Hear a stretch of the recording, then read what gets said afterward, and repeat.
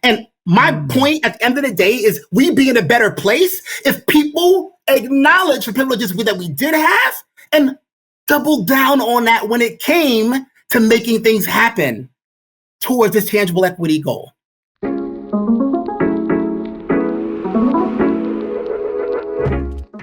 Hello and welcome to the Psychology Podcast. Today we welcome Colin Seale on the show. Colin is the founder and CEO of thinkLaw. Colin was born and raised in Brooklyn, New York, where he struggled gave birth to his passion for educational equity.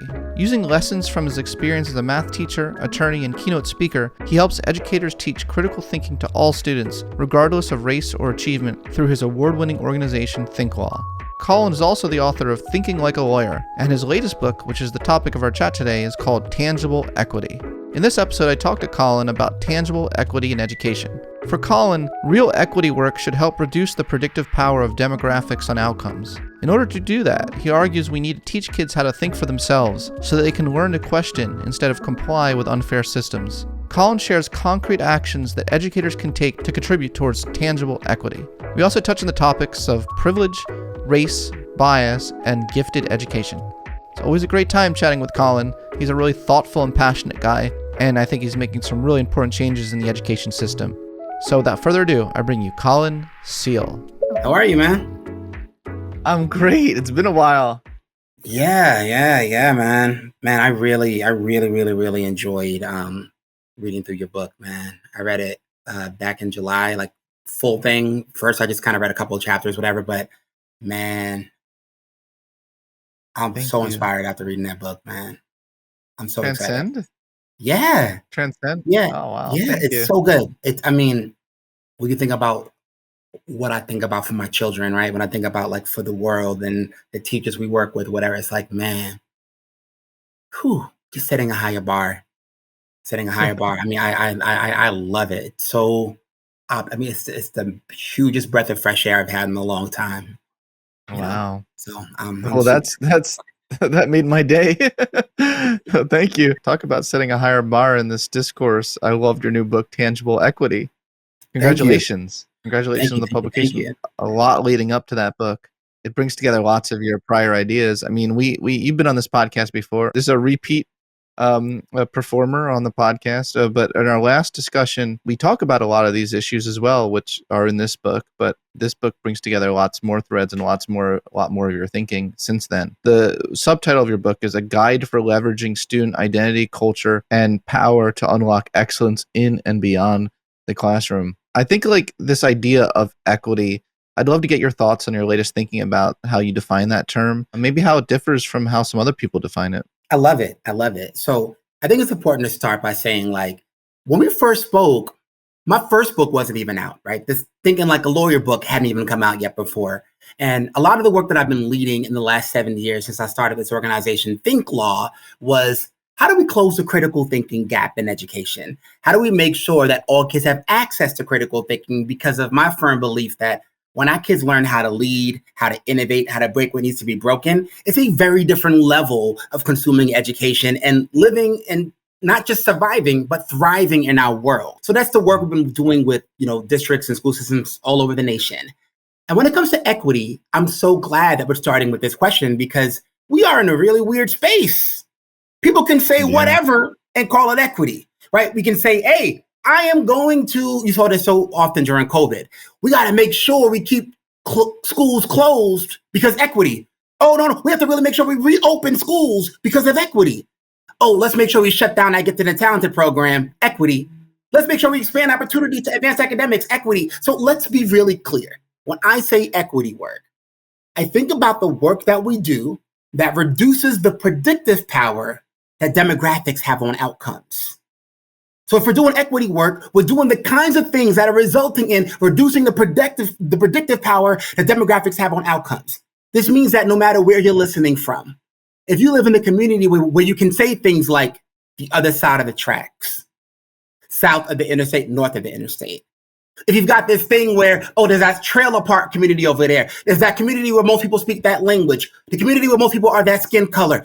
Those kids in your school that have that little thing on their record that said that they're this type of student. If it's no longer the case, that so many of those demographic markers can lead to these sorts of predictive outcomes, we're doing the type of disruptive equity work that I mean when we say equity.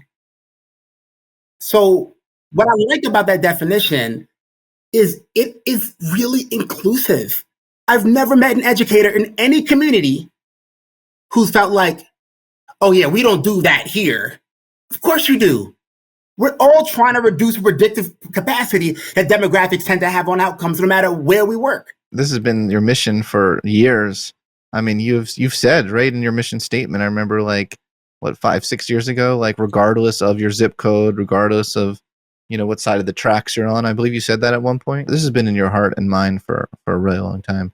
Do you feel like the past couple of years, it's you've gotten even more like passionate about it or more because you're fired up right now. Look at you. I love it. You know, are you even more fired up right now than you were before? Like, are there world events, things that have you're like, this is the time for me to really get this message out there? If you haven't been in a reflective space in the last 2 years, it's be really surprising to me, right? Because there's so many things about the last 2 years that kind of forces that reflection. But one of the things that I've learned to really, really question over the last 2 years is this idea around what success looks like, what success actually means. Because for me, growing up how I grew up, growing up in a struggle, growing up on free and reduced lunch, having a dad incarcerated for selling drugs, growing up with some of the behavior challenges I had when I was in my primary grades. The idea that I'm doing what I do now can seem like this miraculous success, right? And I see these stories all the time and I'm like, yeah, you know, we really got to work hard. We really got to push towards outcomes because, as I've argued before, the outcome is part of the opportunity, right? When we make sure that disruptive work is focused on those outcomes lead to more opportunities for populations whose lives can be transformed by those outcomes that lead to those opportunities. But then part of what I started to buckle up against, and I have a piece that I wrote for the 74 that explained like why I wrote tangible equity.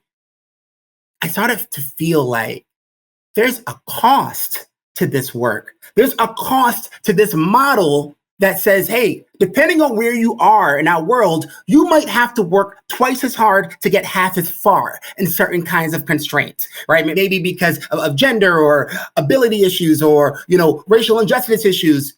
You've got this two-tiered system that requires extraordinary effort from some folks to get what would normally be looked at as ordinary results.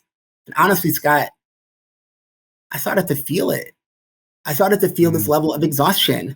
I started to question, why did I start going bald at 21 years old? It doesn't even run in my family. Why is my prostate as a almost 40-year-old person where it should be when I'm in my mid-60s? Why is my blood pressure spiking up to this level of height? And I start looking at this thing. Dr. Charles Cole has a book that's called Beyond Grit and Resilience. And he talks about this idea of the Black achievement trauma tax. And when I read this book and I started looking at it, and I heard him speak at a conference once, he talked about when he experiences a failure, when he has a small setback, he starts to smell the homeless shelter. He can still smell it. This man has his doctorate, right? And he can still smell it. And I think about what is the cost of creating this space of telling you your answer to the injustice in front of you is to just put your head down and grit and resilience your way through it. That was kind of what I had been on for a long time. But if I think about tangible equity, I think about my two kids, Rose and Oliver. And I think about a world where I don't tell them anymore that they've got to work twice as hard to get half as far because we've created something better. We've created something that's more fair, more equitable. They were part of that creation as well. So this idea that we don't need to just simply settle for navigating a system. What if we work to kind of dismantle the parts of the system that didn't really work? As an immigrant kid, all of my life was about playing the game. But what if we transcended the game altogether? What if we said we need to slay the game? And that's kind of where we really get to a point where our kids are part of being part of that just world change that we're looking for. Yeah. Why has this word equity been become such a bad word in certain circles, though? I mean, it sounds like you're trying to really put it on a really rigorous foundation and a really truly inclusive foundation. Are there instances where you agree with some of the criticisms that have been leveraged against the use of that word? Yes. And I think part of the challenge is whether you want to call it performative equity or cosmetic equity, there's a lot of people that just talk about equity. And when you talk about equity in certain ways that are not actually guided in that disruption, right? Things that are going to actually make a tangible difference in disrupting that pattern between demographics and outcomes, we can get into a world where people just start doing pretty weird stuff. But if you think about it, what systemic change is happening when we decide to take a group of third graders, have them stand in line, and move forward and backwards on that line based off of whether or not they have a certain privilege or don't have a certain privilege? Right. That's called the privilege walk. Right. And what I think about a privilege walk is it is a showcase. It is the kind of thing that can maybe make me feel like I am doing something that's equity work. But again, what actual work is happening? And sometimes part of what we do is you say, oh, but no, we really got to address mindsets, right? We got to have like courageous conversations about race because we got to have mindsets. But how courageous is your conversation if it never leads to an actual action? And actually, how much can I do with mindset if I never have a skill set to go with it, right? So a lot of times from the K-12 perspective, what this looks like is there's some teachers that look at certain types of kids and say, these kids can't, these kids can't, these kids can't. And a lot of times educators would be like, oh, that's a mindset issue, that's a belief issue. But I'm like, well, what if it was a confession? That when I say these kids can't, I'm saying I don't have any idea how to create the learning environments such that all kids can. If it's not an issue of will, but an issue of skill, I can actually do something about that. I can work on and change that. I get it. Like just when you just said that sentence, I'm like, aha, that's why you called it tangible equity. I get it. I get it now. I get it. No, that's so true because so much of it is performative. You're right. It doesn't translate into tangible anything. Not only is it not even tangible, we've got this massive phrase that's used in equity work that it's almost like I don't even have control over it. And I think that's where it starts to become really funky. I cannot stand the term implicit bias. I believe that it exists, right? I get cognitively why that could be a thing, but I also think it's a very education thing for us to do. Because in education, we love letting folks off the hook. Like, I'd rather, instead of thinking about all these secret biases that I may have and maybe kind of perpetrating on kids unknowingly, I'd rather focus on the explicit biases that I do have. Because we all have explicit bias. Part of why equity is so hard for folks to kind of grapple around is because we are in a world where it's like bias equals bad. Bias equals reality. I remember being at a party with you once, Scott, and you ended up in a really bad conversation for a really long time. And I was biased against being in that conversation, right? Like, I'm like, I don't want no parts of this. I'm out. You pieced the fuck out. Right? That's what I do, right? I peace out. I'm like, I'm not dealing with this, right? Like when we talk about bias from a real kind of like cognitive level, any teacher who's ever had an opportunity to name a child, right? Name a child. When you start going through those potential names, you're like, not David. I had David last year. Not gonna happen. And we look at these things and we kind of joke and smile about it, but clearly bias exists. When equity has been sort of weaponized to this idea that like equity makes people feel bad, it changes things if we already presume that bias was present and we actually have to grapple with and deal with it. I want to name one last part about why equity has become a challenge. I think the way things have always been done has an incredible amount of momentum, right? The status quo has an incredible amount of momentum where even after the massive disruption of a pandemic, we can still see a lot of things reverting back to that as that norm. One of the things that are super important to be able to preface anytime you're doing equity work that's reducing the predictive power that demographics have on outcomes is that it's not always going to feel good. It's sometimes going to be a little bit uncomfortable. And in fact, even personally, anytime you are personally experiencing something where real growth is happening, there's often growing pains associated with that. We're not honest about that often enough. If we were honest about it, we'd realize like this work we're about to embark upon isn't going to always feel great. There's going to be a lot of personal accountability, a lot of personal responsibility involved in this, and it's going to feel kind of funky. Not to say that it's bad, We get to acknowledge the feeling of stuff. This is not an academic exercise. It's a very personal, real growth experience that has to happen. Yeah. Oh, yeah. The trauma, loss, and uncertainty of our world have led many of us to ask life's biggest questions, such as who are we? What is our highest purpose? And how do we not only live through, but thrive in the wake of tragedy, division, and challenges to our fundamental way of living? To help us all address these questions, process what this unique time in human history has meant for us personally and collectively, and emerge whole, I've collaborated with my colleague and dear friend, Dr. Jordan Feingold, MD, to bring you our forthcoming book. It's called Choose Growth, a workbook for transcending trauma, fear, and self-doubt.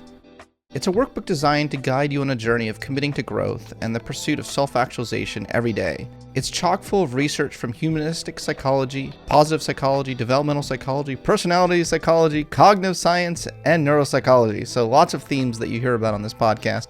And it's aimed to help us all integrate the many facets of ourselves and co-create our new normal with a renewed sense of strength, vitality, and hope. Whether you're healing from loss, adapting to the new normal, or simply looking ahead to life's next chapter, Choose Growth will help steer you there to deeper connection to your values, your life vision, and ultimately your most authentic self. Choose Growth will officially hit the shelves September 13th, and you can pre-order your copy or the audiobook in the US now on Amazon, Barnes & Noble, IndieBound, and all major retailers. If you're in the UK and Commonwealth, you can pre-order now at bookshop.org.uk.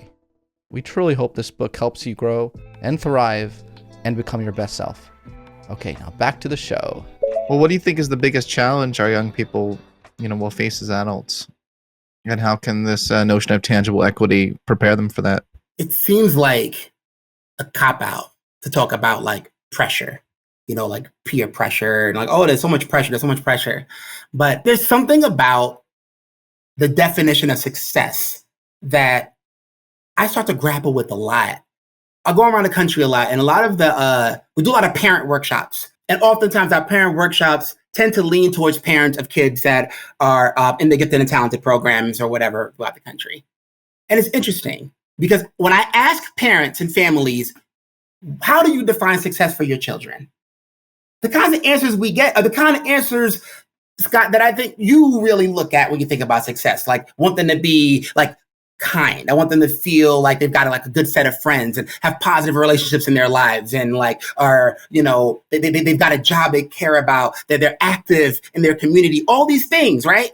But then I ask them another question. I'm like, all right, if you were your children answering this question, what would your kids say was your answer to how you define success? And they're like, oh, high test scores, really good report card grades, really high GPAs, checking up all the boxes for community service, getting into the good colleges. Like, so there's a disconnect.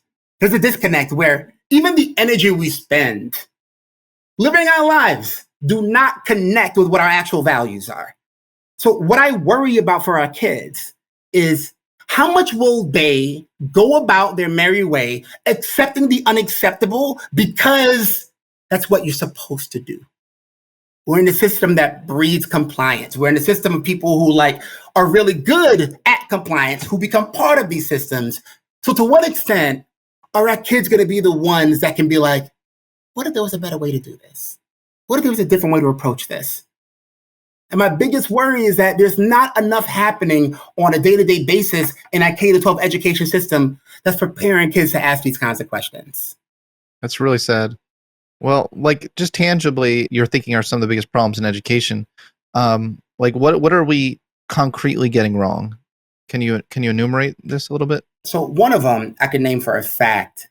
Take this whole conversation we see nationally around critical race theory, CRT, anti-CRT, critical race theory, whatever you want to call it.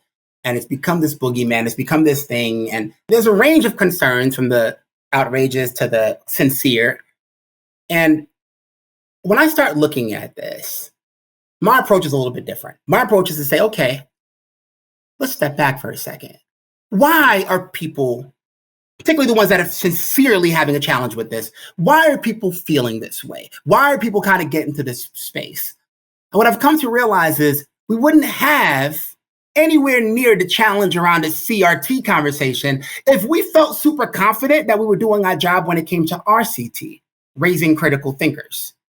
And our response to that was to say, we actually created a platform for families, like an actual thing for families that they can kind of purchase directly. That's called Raising Critical Thinkers at raisingcriticalthinkers.us. It's in English and Spanish. And the idea is I can use this platform to engage my kids, my children in critical thinking at home, because maybe, just maybe, if I was confident my kids knew how to think, I really wouldn't care if they could potentially be kind of indoctrinated about what to think. Because if you know how to think, you can't be told what to think. Wait, this is such a good point. Let me just pause you a second. This is such a good point. And sometimes some of the ideas coming from critical race theory are actually inversely correlated with good critical thinking. I hear some stuff and I'm like, that doesn't even make sense, you know? So not all of critical race theory, just because the word critical is in there, means that involves critical thinking. So I think if you could give people those skills. So, and I'm going to say this, critical often, for the purposes of academia, means like scholarly and pretty deep. And what happens when we try to take something that's scholarly and pretty deep and reduce it to an infographic or reduce it to something that I can deliver in third grade is things sound really weird and terrible. Okay, I'll give you a concrete example. That's a good point. Literacy is white supremacy. Like, wait, what? What are you talking about? Okay. Oh, like reading and writing is white supremacy. I'm like, that doesn't even make any sense. How do you get there, right? And I can look at this from two ways, right? I can look at it by saying, like, when they excavated the Jefferson compound in Monticello, they found 237 unidentified slates and all these like pencils and things. And it was clear that there was a secret school happening where these enslaved people, after a day of toiling in these fields, risked life and limb to learn how to read and write. So miss me on reading and writing is white supremacy. How do we get to that point, though? How does it even happen? It happens because of a legal case. There's a case here in Arizona about 50, 60 years ago where there was a girl, teenage mom, who had a kid, was going to give up the kid for adoption. And in the contract, it said there was a 6-month finalization period, okay? 6-month finalization period. About 3 weeks later, she decided, you know what, I changed my mind. I don't want to go through with the adoption. And the court said, okay, she changed her mind, it's whatever, like, it's fine. But then what they realized was the actual document said 6 months with the finalization period, but she only had 2 weeks to change her mind. She was past that period. It didn't matter that she understood it, that she had 6 months to change her mind. It mattered that the document said that this was the case. A document that she probably didn't really know how to read. A document that she clearly did not actually understand. So what we say in contracts law is this level of like force, right? Where sometimes this law can force people into these kinds of outcomes where it's like, you're saying that what it says on paper matters more than what I actually believe and understand.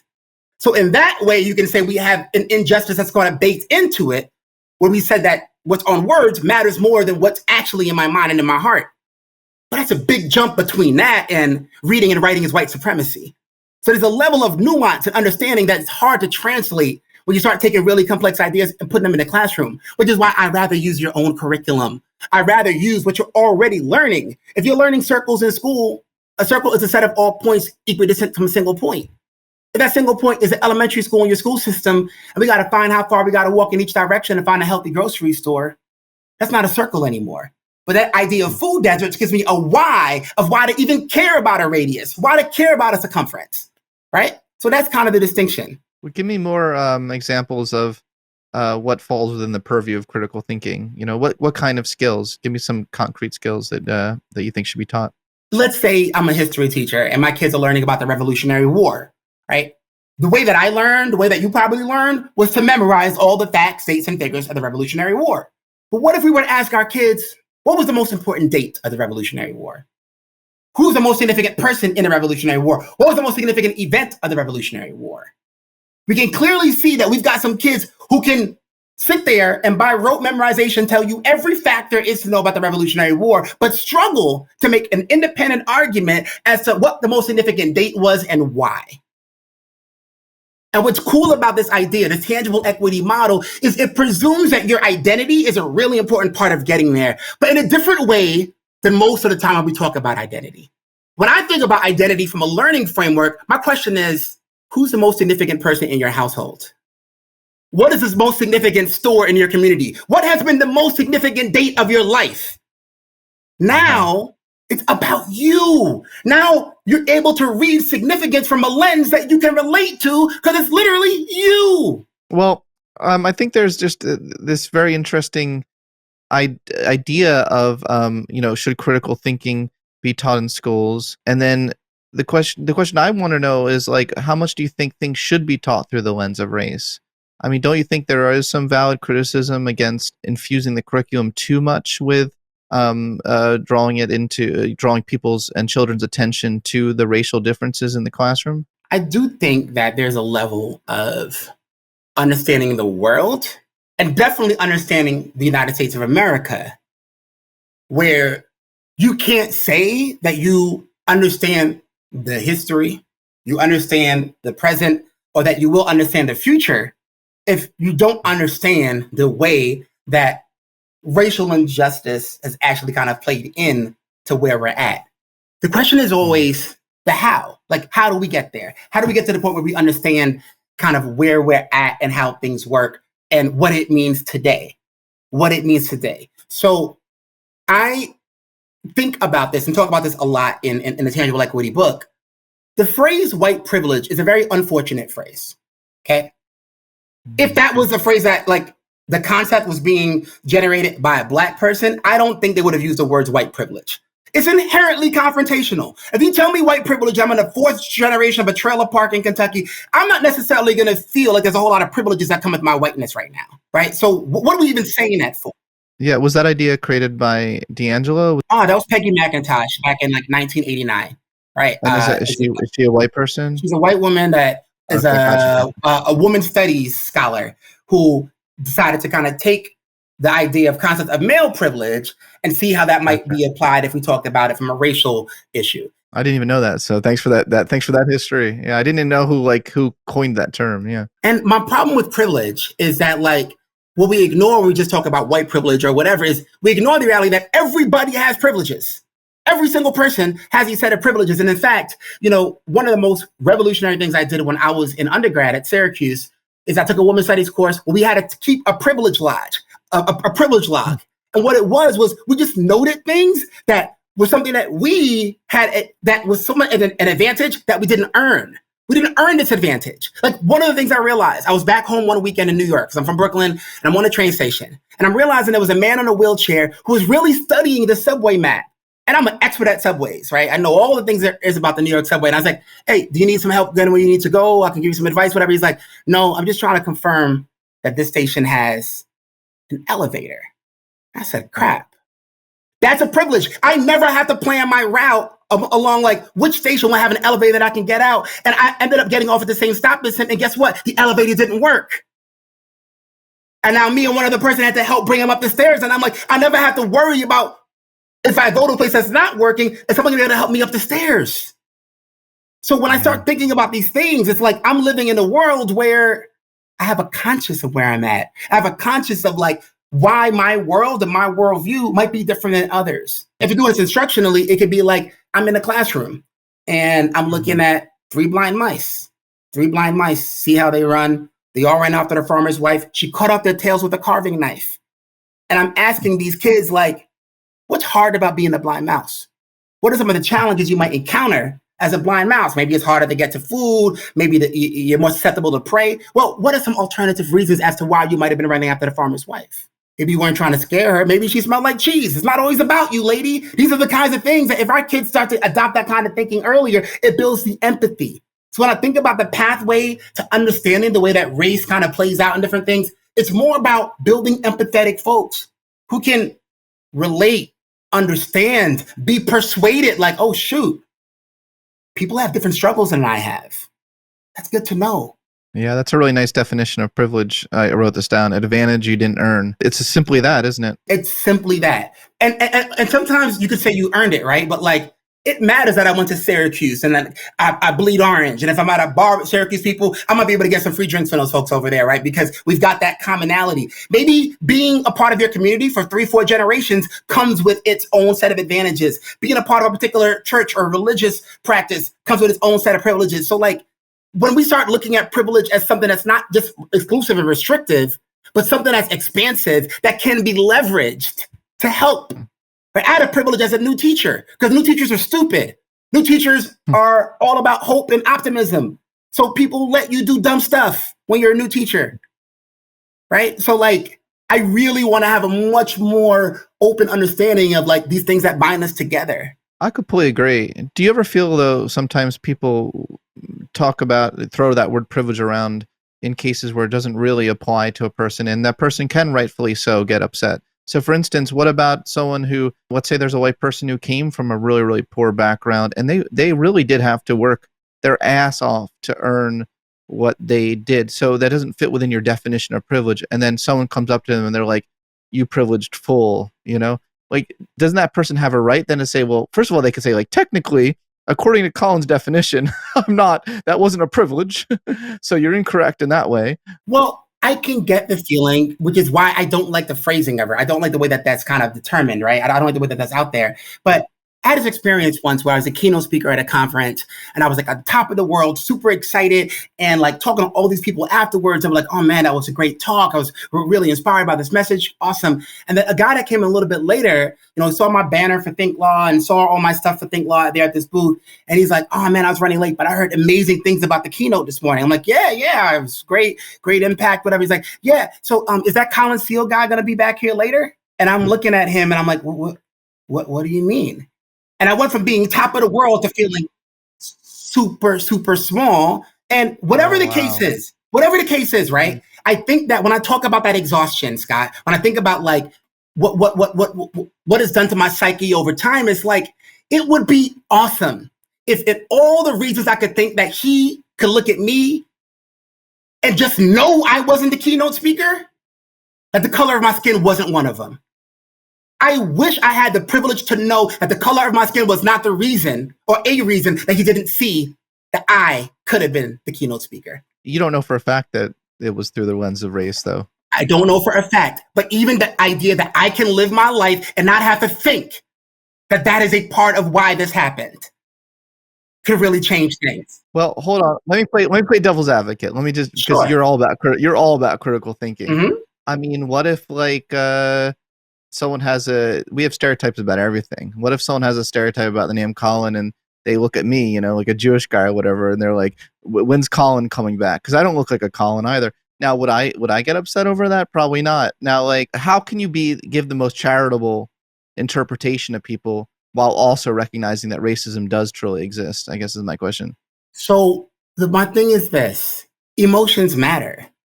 Feelings matter. As much as I care about critical thinking, I care about the emotions of people experiencing them and those emotions having power, right? So like, I can give them the most charitable interpretation of what happened and go through this, right? And it's fine, and I'll live my life, but I'll never forget how small I felt in that moment when I realized that like, it's a possibility that my race has something to do with this. When I was in law school, we had this thing called bar review, which sounds like academic, but it's not. We just went to different bars every week, okay? And one time I'm at this thing, and I was at law school in Las Vegas. There weren't a whole lot of Black students there, and I was there, and I was asking a question about the specials that they had for the drinks, and a law student that was there was like, the specials are only for law students.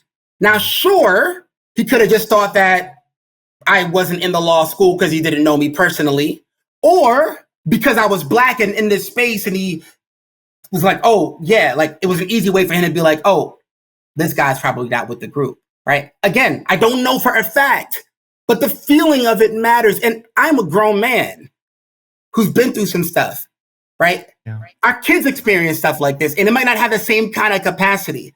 My kids went to a school where in a Montessori pre-K program, a girl said, oh, I didn't invite you to my party because we don't have brown people at our house.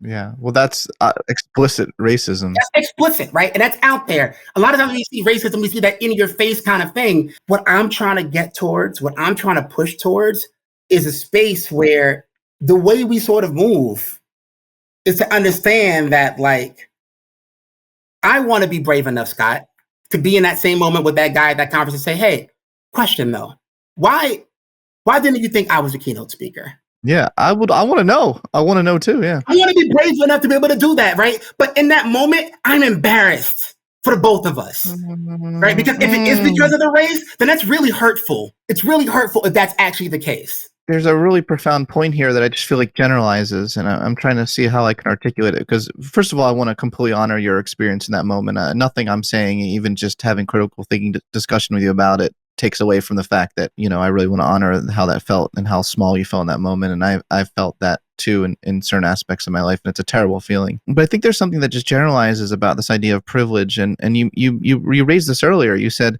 we all have our privileges, which means that we all lack something that someone else has a privilege for. You can even think of it. I try to think of just examples, like zoom out from race. I just want to zoom out from race for a second. Let's say you're short and ugly. Like you go through your whole life. Maybe you'll think like every time a girl rejects you, or let's say you're a short and ugly guy. Every time a girl rejects you, you might think, is it because I'm short and ugly? Like I'm trying to apply the same logical principles you're applying to African Americans, which is a very valid point, but just generalizing it into something a little bit more general, about how just to have more empathy for our fellow humanity and recognizing, and we all have our privileges, but we also lack something that someone else has as well. We all do, right? I think that introspection is really important, especially since I talk about like identity is a real part of seeing the world. Like, because obviously who we are informs a lot of how we see the world. Our values, our expertise, our education in school, our education out of school, all these things are really incredible. And if we start to see the assets that we carry, it changes the way we move about the universe. Like it definitely does. When I think about privilege, just kind of like one more point on this, it's that sometimes when I'm looking to get something done, right? I got this whole thing about like, what happens when we actually want to do something about equity, right? There's this power. I know I have power.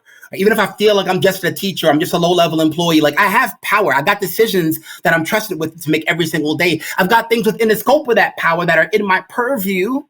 And then I can leverage my relative privileges to increase the likelihood that this thing actually happens, to increase the likelihood that this thing is going to be successful, right? Like, I think I can use the example in the book of, I was doing this algebra boot camp thing when I was in DC, but I had done the National Society for Black Engineers when I was a computer science graduate at Syracuse. So that NSBE chapter, National Society of Black Engineers, I knew they had a big one at Howard. I'm like, my tutors are going to come from them because they've got the privilege of being even younger than I am and being kind of cool math kids, cool Black engineers to work with my I don't do math kids, right? Because some of my kids who said I don't do math, now they see really cool, well-dressed, super cool college kids. They're like, this guy's so much more cool than Mr. Seale. And now they're rocking out and getting all this stuff because I realized I had privilege and I leveraged it. And my point at the end of the day is we be in a better place if people acknowledge the privileges that we did have and double down on that when it came to making things happen towards this tangible equity goal. So I completely agree with that. And I just got chills. I just got chills when you said that. Okay. I love that. And this is what I'm trying to grasp for as well. And thanks for, I'm get better at articulating my point through conversation with you. So thank you. So the word privilege is such a loaded word. And in a way, it would be better if we deloaded it. So we didn't just view it like, oh, you can never have, so Black people can't have any privileges. You hear white people saying that too sometimes, right? Like, oh, you're saying no Black people can have any privileges. It's like, okay, calm down. First of all, it's a very loaded word. It's not used to divide people.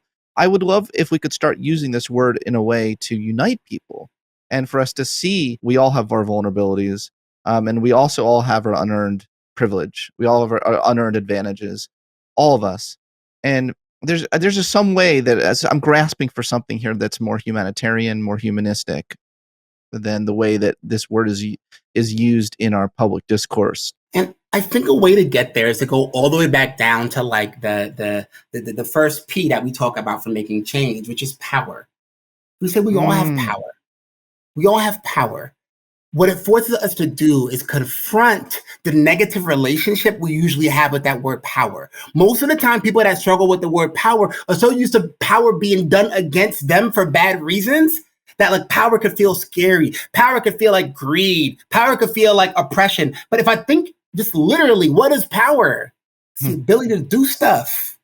the ability to Right, do right. something, right? So if you look at the Yeah. cover of Tangible Equity, you'll notice that like there's a little toolbox, and two things are in the toolbox: an outlet and a mirror. Sometimes I need an outlet because you got to plug into things to access the power that you have already. Like Yeah. plug it in, plug it in. Yeah. And the mirror is just a reminder, like, oh shoot, yes, I do have power. I sometimes forget that I'm not sitting here talking about, oh, let's empower our families. Let's empower our students. Let's empower our educators. You already have the power. Will I allow you to showcase your power? Will I allow you to, like, in this meeting with all these people on this board, to object, to raise a question, right? Like, if we have a space where that becomes normal, because I think going all the way back to sort of like this premise of the intellectual spaces we need to create, where I was wrong in my first book was obsessing over like critical thinking. We need to unlock critical thinking. Thinking like a lawyer could be a way to unlock critical thinking and brilliance. But what I realized over time is there's a much more important prerequisite question we have to ask. And that question is, do our kids even have the psychological safety to be brilliant? Yeah. Are we given these learning environments set up in such a way where our kids have the safety to be brilliant, to be critical thinkers? We've all worked in a space that wasn't like that. We've all had a set of friends who were not those kinds of friends where you can share that with, in different circles where it wasn't psychologically safe to object, to voice dissent. This conversation we had right now, Scott, we probably could even have it in public. But our people chiming in and be like, I don't like what y'all are talking about. I'm offended. We are having this in public right now. Right. But like if it was you and me in a public space where people were free to interject, we would have people that interject uncomfortable. Oh, we'll hear it. We'll hear the comments. We'll still get comments. Sure. But I hear you. I hear you for sure. Let's apply a lot of what we're talking about today to this sticky wicket of gifted education. Some schools have cut gifted education programs, and their justification is because of equity. Now, what are your thoughts about that? So it's pretty straight lined, right? Like I can get this idea that like, okay, all kids have gifts and talents, without a doubt. And I could also say that we need to acknowledge that we do have some set of kids where they've got this asynchrony between where they're at, intellectually, academically, and where they're at when it comes to age and social development, where if we don't deal with that asynchrony, there's going to be some funk that might ensue, right? There's going to be some challenges to really set that kid towards the chart for excellence that they're sort of meant to get to, whatever have you. And let's be clear, education has a lot of things we don't get right. We have a lot of inequities that are baked into what we're doing. It's also clear that like there's a lot of legacies around really bad stuff like eugenics and segregation that are associated with the foundation of gifted education. That said, if equity means that we're reducing the predictive power that demographics have on outcomes, can we just be honest about something? We've got some kids that because of resources that they have outside of school, no matter what academic program you offer in your school or don't offer, they'll be good. They're going to get access to that 8th grade Algebra 1 program regardless. So I like to use that example often because I can look at school systems that are very diverse. And if they have 8th graders taking Algebra 1, sometimes that class itself does not reflect the district demographics. So equity can't be, okay, no one else is going to be able to take 8th grade Algebra 1. We're going to ban it. Equity can never mean everybody gets nothing. What would real equity look like, though? What if we said, my K through 7 model is going to be geared so that 100% of my kids will have an at-bat at Algebra 1 in 8th grade? You want to disrupt stuff? Every kid has access to Algebra 1 in 8th grade. That would put so many more kids on track to take advanced level AP math courses once they get into high school. It can like break things. Maybe some kids won't be successful. Well, they'll just try to get a 9th grade. Big whoop-de-doo. Right, but that's transformational. That's actually changing something. Putting this chart where that demographics to predictive outcomes thing isn't so predictive anymore. So are we willing to do that kind of work? It's really easy to do the performative cosmetic equity that makes us feel good and we can say equity. But if we're not actually changing the outcomes and creating these opportunities through changing those outcomes, what are we doing? Yeah, isn't it also kind of like signaling the message that you don't think minorities who are underrepresented in gifted programs are capable of excellence? Like when you cut the program, aren't you kind of saying that? You're saying like, oh, well, they're not even capable of excellence, so we should just cut the whole excellence program. It feels like there's an implicit bias there. Yeah. Joy, again, explicit. It's right. It's explicit. It is. Yeah, you're right. None of these kids are gifted anyway, right? Like we're basically kind of rolling out. Right. Joy Lawson Davis talks about that a lot. It's one of the most egregious forms of bias that comes out there. And again, I want to give an example of this disruption, okay? When I talk about power and privilege and all this stuff, one thing that I have a privilege about right now is I know a lot of folks in the gifted education space, right? Having keynote at a lot of national and state conferences and work with a lot of districts around this work. And this intersection of gifted inequity is what I do a lot of. So I started realizing that so many districts that are doing things like, oh, I'm going to do local norms, I'm going to test everybody or screen everybody, we're still seeing these discrepancies where certain kids were underrepresented. And I started realizing, you know what's wild? Teaching force overall is not that diverse. But in gifted education, it's even less diverse in the overall teaching field, which is already much less diverse than the kids we're serving. What if we got to the space where if we change the face of who gets to teach gifted, we might be able to change the face of who gets to be gifted? Turns out there's research that says that Black and brown educators are up to 3 times more likely to identify Black kids as gifted. I started thinking about bees because there's this whole thing where bees were like, they're not supposed to fly. They're too fat, their wings are too short. But like scientists were comparing their wings to the way that birds go up and down, but bees go forward and back with a little bit of a backswing. If you know how bees fly, it makes sense that they're always supposed to fly. So I started thinking about these Black and brown educators, like maybe they intuitively know that bee was always supposed to fly. So I started a nonprofit arm of my work with thinkLaw called the Bee Project, where we just got 14 Black and brown educators here in Arizona certified and endorsed as gifted educators. Because again, if we change who gets to teach gifted, we might be able to change who gets to actually be in these gifted programs. Because we have so many districts where kids actually go through all the screening, pass, and they're like, yeah, I'm not sure this program is for me.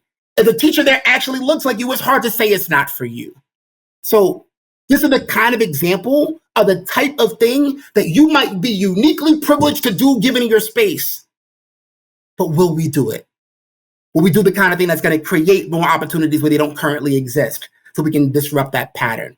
But one pattern I don't like is a lot of Black and brown educators, for all we talk about with recruiting them, don't stay in the classroom as long as their white counterparts. How do we change that? Yeah, you're addressing these from different issues than you normally hear, and people arguing how to address those issues. For instance, a lot of people focus on universal screening. They focus on the testing side of things, as opposed to, you're like, well, it actually matters who's doing the teaching in the gifted ed program. And this is a larger point that that you're making me think of, and that's that, people spend so much time in the gifted education field obsessing over the measurement of intel and identifying the right kids, and then there's like very little discussion about like the quality of the program itself and like what are the kids going to do when they're actually in there, and so much of the funding goes towards the screening as well, and the funding doesn't go towards as much picking high quality gifted education teachers. So I really like that you're focusing on that side of the equation. And then there's the who cares factor too, right? Like who really cares? Like, why should I be concerned about this? Like who cares? So I think sometimes we like being in our little boxes. We like being in our little, like, I'm the ugly stepchild of my district. Sometimes we like that. And I'm like, but what if there was something more powerful than this, right? Like, I know with all the work you've done with twice exceptional children, I consider myself blessed and lucky that I was identified gifted at 7 and diagnosed with ADHD at 37. Because I fundamentally feel that growing up in Brooklyn, New York, and our school system, had that been reversed, I think I would have been screwed. I think that instead of me asking questions as being deemed as curious and inquisitive, look, oh, that's a troublemaker right there. That would be true. I am a troublemaker, but I would be a bad troublemaker instead of a good troublemaker. Yeah, I hear you. I think you're right. I think the unfortunate thing is you're right, and also allowed yourself to come out as ADHD on your own terms and set the narrative how you want to set it. I mean, imagine if you were diagnosed. A lot of these kids that are diagnosed with learning disabilities, they have no say in how they want to set the narrative or how they want to integrate it into their self. They're just forced to just, they're branded. That's it. They're branded. Yeah. And then the thing that's so wild about this is the older I get, the more I realize like really in an ideal world, every kid would have an individualized education plan. Like everyone it's like we said, differently privileged, right? Like we all kind of see things and learn things a little bit differently. And there's some things we got are easy, some things we take a little bit more of a struggle. But like, why are we not seeing this as a more universal approach to stuff? And my whole thing is like, why can't we just shift the conversation altogether? Which is like, it can't just be about closing the gaps. How could the highlight of education be that somehow now Black and brown kids are doing as well as white kids when white kids aren't doing that great? What is that? What if instead we obsessed with shattering the ceiling? Shatter the ceiling. Yeah, no one's doing that great. Yeah. No one's doing that. I love that. Well, maybe we should just end on that point. Let's end on the note, shatter the ceiling. I kind of like that idea. I think a part of that too, going back to like, you asked me like, what's different about the last 2 years? What happened? I think there's some things we've looked at casually as fine, but are actually unacceptable. Right? If you want to be inspired, follow hashtag Black Girl Magic on Twitter, right? You'll see amazing stories of Black women doing amazing things. Like, oh my God, this woman got her PhD and did this and this and this and earned this thing and got the special award, all these great things. But what I say is this, how we created this as a norm, where we've got Black women with unbelievable talent, unbelievable potential. And it takes magic for them to succeed. Because we don't have a system designed to unlock and nurture excellence. That's not our system. We have a lowest common denominator system. What if we didn't have that anymore? That's what I want to push us towards. An idea of tangible equity that we can actually be excited about. We can have this kind of disruption that would make us fundamentally feel in our hearts and minds that our world is better because of the work that we are doing to contribute to the world being better. Preach, brother. Preach. I love it. I love it. Colin, man, thank you so much for coming on the Psychology Podcast again. You know I'm a big fan of your work, and I just love the way you're thinking about these issues in a really nuanced and practical fashion. So thank you so much. Can't wait to see you at the next party. I promise to save you this time. I'll save you. I got your back next time. That's so funny. Thanks for listening to this episode of the Psychology Podcast. If you'd like to react in some way to something you heard, I encourage you to join in the discussion at thepsychologypodcast.com or on our YouTube page, The Psychology Podcast. We also put up some videos of some episodes on our YouTube page as well, so you'll want to check that out. Thanks for being such a great supporter of the show, and tune in next time for more on the mind, brain, behavior, and creativity.